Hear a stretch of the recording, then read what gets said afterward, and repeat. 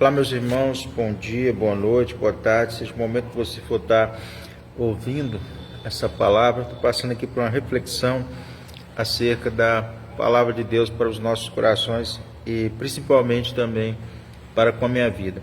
Quando a gente medita acerca do chamado de Deus, da escolha de Deus sobre um povo em específico sobre a face dessa terra, que era a nação de Israel, a gente vai ver todo o amor, todo o cuidado que Deus tem para com aquele povo, levantando pessoas, dando um direcionamento, colocando lideranças à frente daquela nação, para que eles viessem a andar no caminho. E Deus fazia isso usando por intermédio da sua palavra.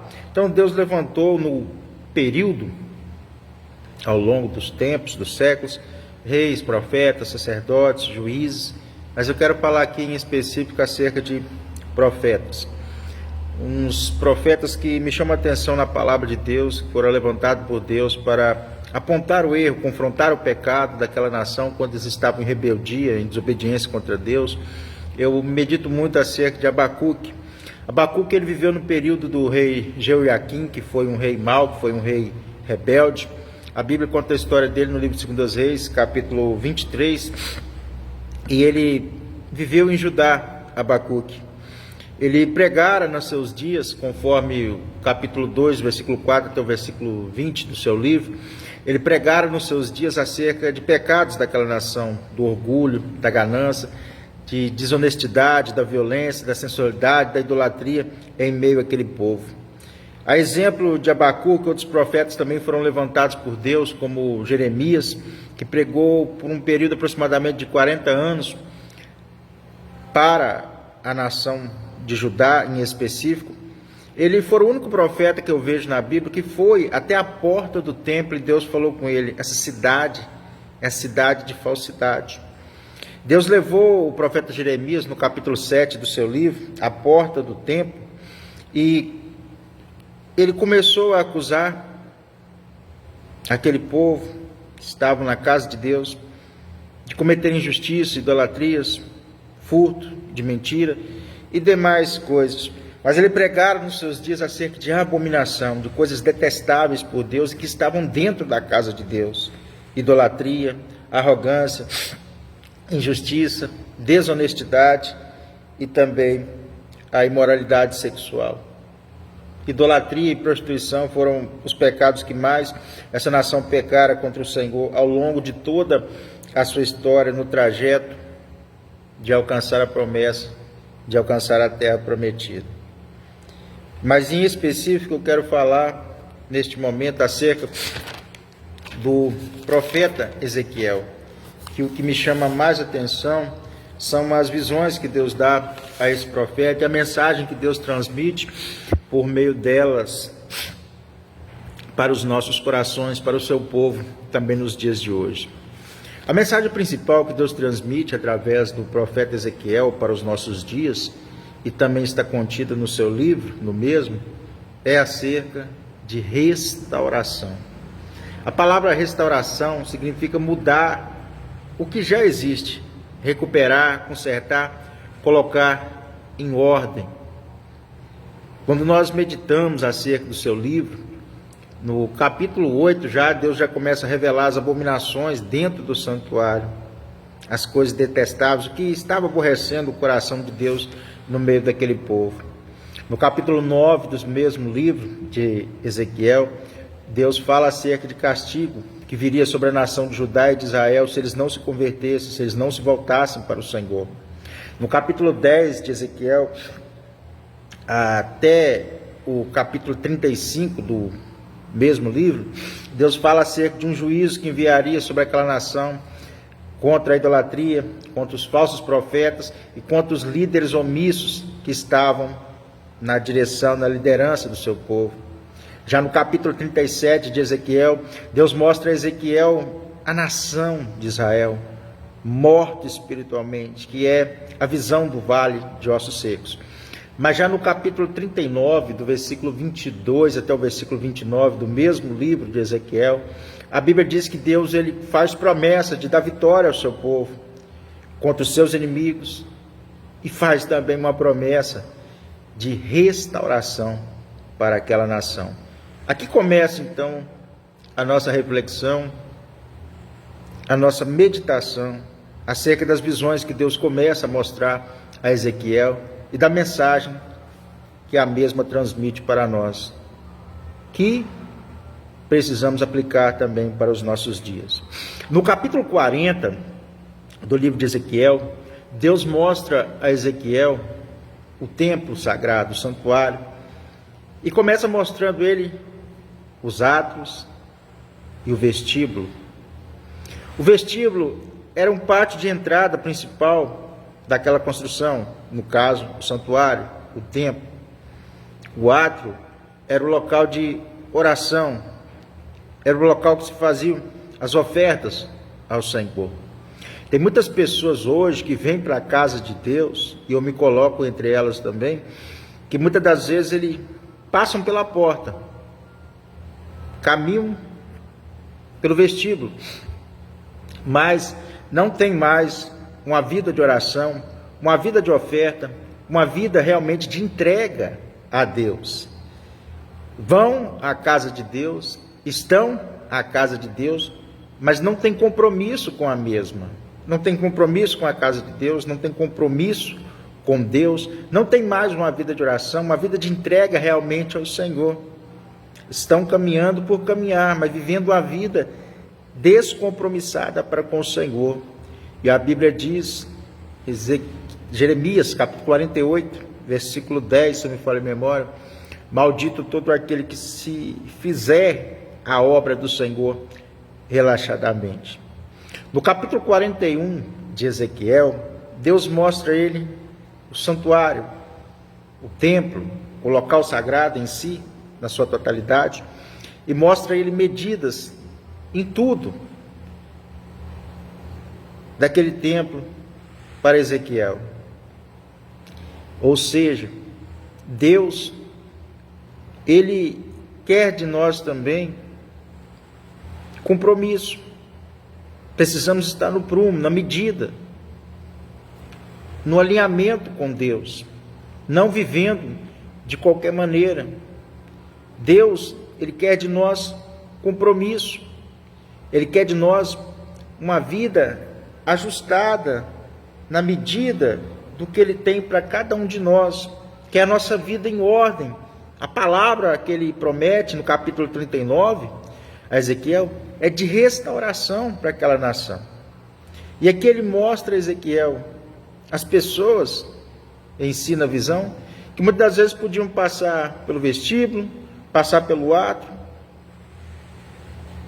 mas não olhavam para dentro de si para ver se estavam realmente na medida, na maneira, no prumo, na posição, no alinhamento correto que Deus queria de cada um para que estivessem diante dele. No capítulo 42 de Ezequiel, Deus mostra a Ezequiel as câmaras santas, que era o local que servia para vestuário dos sacerdotes e também era onde ficavam os utensílios sagrados ali do templo. As câmaras dizem respeito ao local onde nós temos um contato íntimo e pessoal com Deus. Há muitas pessoas que estão na casa de Deus, mas que não levam a sério o seu modo de trajar, o seu modo de vestir, não se preocupam com relação a isso, em ter um contato íntimo e pessoal com Deus. Entram dentro da casa de Deus, adentram um local sagrado, mas vivem de qualquer maneira, trajam de qualquer maneira. E as câmaras que Deus mostra a Ezequiel nessa visão, diziam respeito justamente a isso, que o seu templo é um local de santidade, era um local de compromisso com Deus. As pessoas não deveriam adentrar as câmaras santas trajando de qualquer maneira. E tem muitas pessoas que hoje vêm para a casa de Deus, adentram a casa de Deus, mas com a vestimenta, com uma roupa profana, licenciosa, provocativa, que provoca desejo no sexo oposto, seja homem ou seja mulher. E Deus condena, Deus abomina a lascívia, a licenciosidade dentro da sua casa. Então, quando você adentrar pela casa de Deus, tenha cuidado como você traja, como você veste.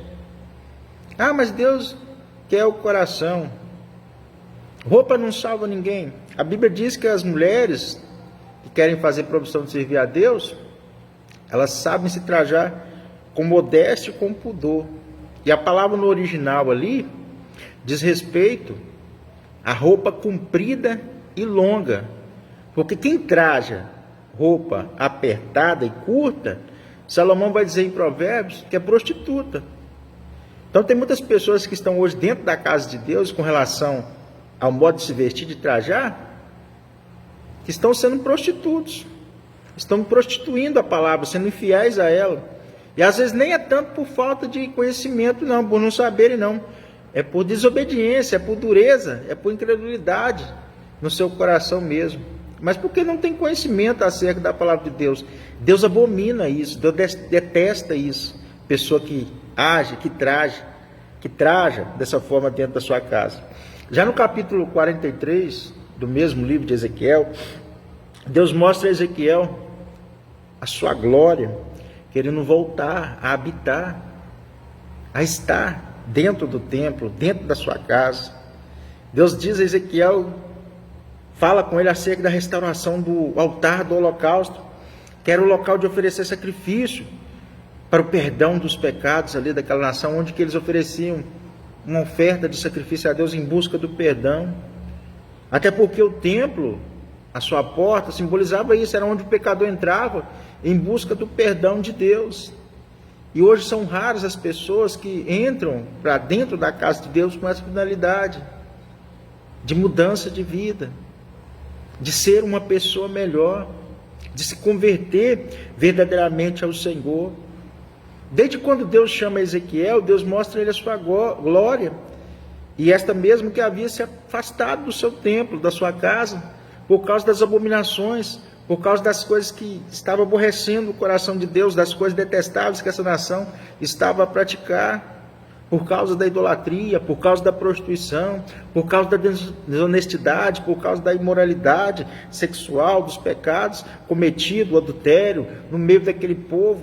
E Deus queria voltar a habitar entre aquela nação, porque Deus tinha uma promessa sobre esse povo. Mas em consequência dessas práticas, desses atos, a sua glória havia se afastado da sua casa. E hoje a gente vê muitas pessoas que às vezes reclamam: a igreja está fria, a igreja está dessa maneira, e sempre querem culpar as lideranças. Mas se você for parar para meditar, hoje nós temos sido um povo que não se une para estar na oração, não se une para estar nos estudos da palavra de Deus, não se está congregando mais, presente nos cultos. E quando vai à casa de Deus, o que é que Deus faz? O que é que Deus realiza?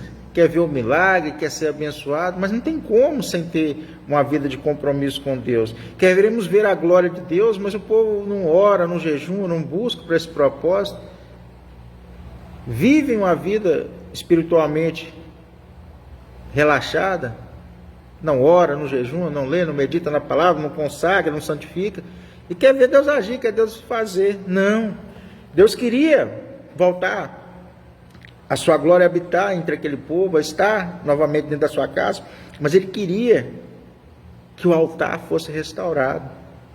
E o altar fala do nosso coração, o altar fala da nossa vida, que precisa estar na posição, que precisa estar num propósito diante do Senhor, que é de o servi-lo com sinceridade, com interesse de coração, para que a sua glória volte a ser derramada sobre as nossas vidas. Deus diz a Ezequiel no capítulo 43, para que falasse à nação de Israel, que se eles realmente se envergonhassem dos seus pecados, das suas abominações, e obedecessem a sua palavra, e vivessem em santidade, que essa glória novamente voltaria a estar no meio do seu povo. Quando Abacuque faz a oração do capítulo 3, verso 2 do seu livro, ele diz: ouvi, Senhor, a tua palavra e temi, aviva a tua obra no meio dos anos. Olha que interessante, Às vezes a gente quer que Deus aviva, que Deus encha a igreja da glória, do seu poder, que Deus cura, que Deus salva, que Deus liberta, mas a gente não ouve, a gente não teme, a gente não dá ouvido à palavra de Deus e tem temor dela nos nossos corações. O que é temor? É respeito, é reverência a Deus, com um propósito de obediência ao Senhor. Eu gosto dessa palavra, segundo os Coríntios 7, primeiro diz que nós que temos tais promessas da parte de Deus, devemos procurar nos purificar das imundícias da carne e cada dia buscar um aperfeiçoamento no temor e na santidade ao Senhor. Cada dia a gente tem que procurar sermos pessoas melhores na presença de Deus, no temor ao Senhor, no propósito de obediência dos nossos corações, e procurar ser santo e nos apartar do pecado, daquilo que desagrada a Deus. E era o que Deus queria dessa nação, e disse para Ezequiel no capítulo 43, se eles se envergonharem das suas abominações, se envergonharem dos seus pecados, se arrependerem, se converterem e obedecerem a minha palavra, eu vou derramar novamente a minha glória no meio do meu povo. Quando a gente lê 2 Crônicas 15, versículo 3, versículo 4, a Bíblia diz que essa mesma nação, nesses dias, estava sem Deus, sem sacerdote, sem a lei. Mas se eles se convertessem, eles se encontrariam a Deus. E não é diferente hoje dos nossos dias. As pessoas não têm tido compromisso com Deus, não têm tido compromisso com o sacerdote, obediência às suas lideranças, e não tem tido compromisso também com a sua lei, com a palavra de Deus, e quer que Deus faz, quer que Deus realiza, quer que Deus derrame o seu poder, a sua glória. Não tem como. Deus ele não contradiz a sua palavra.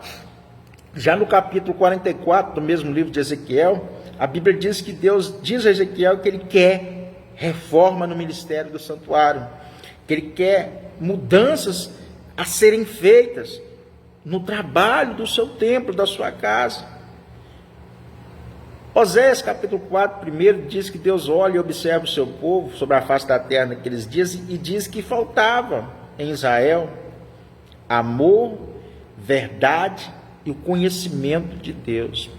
Então, se a gente quer que a glória de Deus esteja entre nós, quer que Deus faça, que Deus realize, que Deus opera, precisamos ter compromisso com Deus, de amar, compromisso com a verdade, que é a sua palavra, e buscar ter mais conhecimento de Deus, nos relacionarmos mais para com o Senhor. A mensagem de Ezequiel para aquela nação, vinda da parte de Deus, ele como profeta, era de confrontar aquele povo dos seus pecados, através dessa mesma mensagem que ele deixara registrada em seus livros, que Deus queria arrependimento daquela nação. Que Deus queria que eles se envergonhassem dos seus pecados. Deus queria reforma, mudança. Essa mudança aqui é conversão. É o que Pedro diz lá, Atos 3, versículo 19.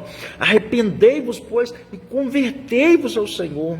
Não adianta a gente passar, na visão de Ezequiel aqui, pelo vestíbulo, entrar por uma igreja, por um santuário, mas não entrar no átrio, não ter uma vida de oração, não ter uma vida de oferta, de entrega a Deus. Eu não estou falando nem no sentido financeiro, não, estou falando de compromisso com Deus. Não adianta a gente estar na casa de Deus, mas descompromissado com Ele. Não adianta a gente entrar na casa de Deus, até se arrepender, chorar, mas não converter, não mudar. Pedro diz, Atos 3,19, arrependei-vos, pois, e convertei-vos ao Senhor. Então tem muitas pessoas que às vezes até estão dentro da casa de Deus, que há tempos buscam, pedem a Deus, e às vezes não recebem por causa disso, porque não se converte, porque não muda. Por isso Deus não ouve, Deus não atende, Deus não responde, porque a Bíblia diz que Deus não ouve pecadores. É uma vida que está no pecado. Mas aquele que é fiel e obediente ao Senhor, a Bíblia diz que a esse Deus ouve. Segundo as Crônicas 7,14, diz a palavra do Senhor assim: se o meu povo que chama pelo meu nome se humilhar e orar, e buscar a minha face e se converter dos seus maus caminhos, eu então ouvirei dos céus, perdoarei os seus pecados e sararei a sua terra. Essa é a resposta de Deus para Salomão, da segunda vez que Deus aparece a ele. Da primeira, Deus dá a Salomão a opção de pedir. Da segunda é Deus que pede a Salomão: quero que você ande diante de mim como mandou seu pai Davi, com sinceridade, com interesse de coração. Eu ouço a oração, estou com minha mão estendida, com meus olhos atentos ao clamor que se fizer nesse lugar todos os dias aqui dentro dessa casa. Então somente que esse povo venha se humilhar, reconhecer os seus erros, se converter dos seus maus caminhos, me orar, buscar a minha face. Mas quando eu ver no coração o propósito de querer mudar, de se converter, eu vou ouvir dos céus, eu vou perdoar os seus pecados, eu vou sarar a sua terra, eu vou enviar chuva, eu vou enviar provisão, vou suprir todas as suas necessidades, eu vou ser a provisão da minha nação, eu vou cuidar de vocês. Então Deus, Ele cuida de nós, Deus, Ele supre todas as nossas necessidades. A Bíblia diz que de Deus, quem busca com sinceridade, nada para esse ou para essa, para aquele ou para aquela, tem falta de nada, quando nós buscamos ao Senhor com sinceridade. Que Deus em Cristo te abençoe e que você possa buscar de Deus a restauração, a mudança que precisa ser feita, para que a glória de Deus também possa habitar no templo, no santuário, que é você, que sou eu, em nome de Jesus.